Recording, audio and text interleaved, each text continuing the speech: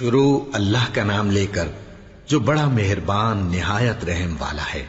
تو طالوت کی فوج نے اللہ کے حکم سے ان کو شکست دے دی، اور داؤد نے جالوت کو قتل کر ڈالا، اور اللہ نے ان کو بادشاہی اور دانائی بخشی اور جو کچھ چاہا سکھایا۔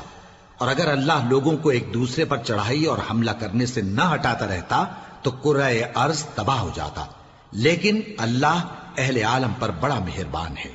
یہ اللہ کی آیتیں ہیں جو ہم تم کو سچائی کے ساتھ پڑھ کر سناتے ہیں، اور اے محمد صلی اللہ علیہ وآلہ وسلم تم بلا شبہ پیغمبروں میں سے ہو۔ یہ پیغمبر جو ہم وقتاً فوقتاً بھیجتے رہے ہیں، ان میں سے ہم نے بعض کو بعض پر فضیلت دی ہے۔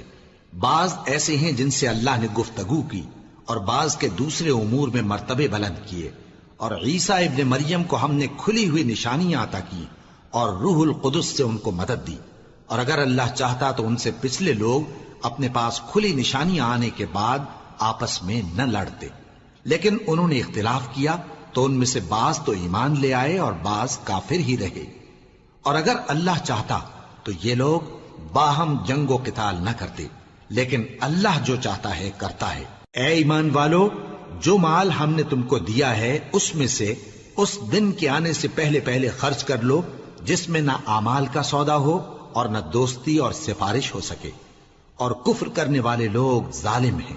اللہ وہ معبود برحق ہے کہ اس کے سوا کوئی عبادت کے لائق نہیں، زندہ ہے، سب کو تھامنے والا، اسے نہ اونگ آتی ہے نہ نیند۔ جو کچھ آسمانوں میں اور جو کچھ زمین میں ہے سب اسی کا ہے۔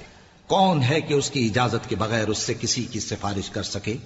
جو کچھ لوگوں کے روبرو ہو رہا ہے اور جو کچھ ان کے پیچھے ہو چکا ہے اسے سب معلوم ہے، اور لوگ اس کی معلومات میں سے کسی چیز پر دسترس حاصل نہیں کر سکتے۔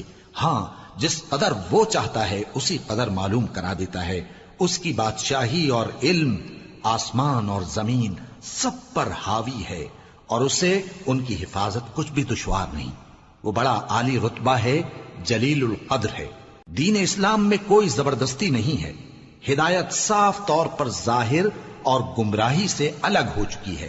تو جو شخص بتوں سے اعتقاد نہ رکھے اور اللہ پر ایمان لائے، اس نے ایسی مضبوط رسی ہاتھ میں پکڑ لی ہے جو کبھی ٹوٹنے والی نہیں، اور اللہ سب کچھ سنتا ہے، سب کچھ جانتا ہے۔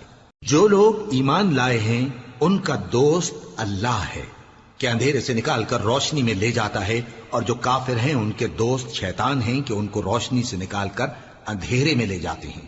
یہی لوگ اہل دوزخ ہیں کہ اس میں ہمیشہ رہیں گے۔ بھلا تم نے اس شخص کو نہیں دیکھا جو اس غرور کے سبب سے کہ اللہ نے اس کو سلطنت بخشی تھی، ابراہیم سے اپنے پروردگار کے بارے میں جھگڑنے لگا؟ جب ابراہیم نے کہا میرا پروردگار تو وہ ہے جو زندگی دیتا ہے اور موت دیتا ہے، وہ بولا کہ زندگی اور موت تو میں بھی دے سکتا ہوں۔